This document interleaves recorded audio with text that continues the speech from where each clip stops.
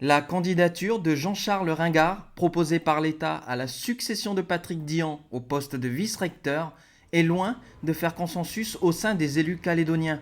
Le gouvernement souligne en effet que cette décision unilatérale relève normalement d'une compétence partagée État-Nouvelle-Calédonie. Le 22 décembre dernier, l'exécutif émettait ainsi à l'unanimité un avis défavorable à cette nomination avec un souhait, celui de voir Claude Constant, haut fonctionnaire calédonien, au poste de vice-recteur.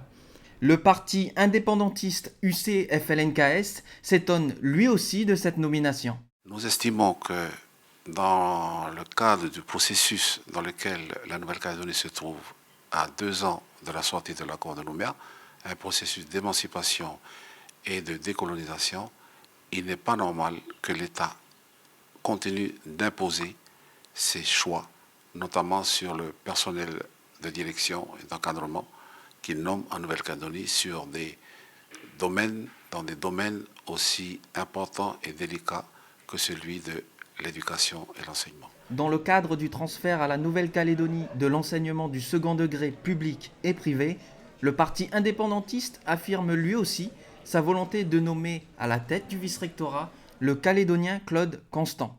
Il était important que ce soit des personnes du pays, généralement, si possible des citoyens.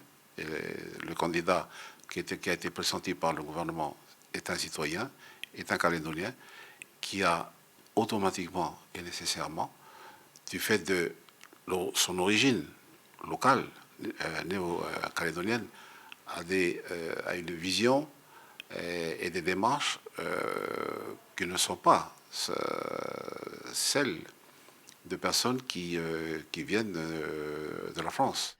À l'approche de la rentrée scolaire, cette décision de l'État pourrait être débattue avec nos élus lors du comité technique organisé en marge du comité des signataires le 5 février prochain à Paris.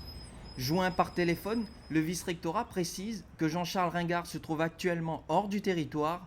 Le Haut Commissariat n'a quant à lui pas souhaité s'exprimer à ce sujet.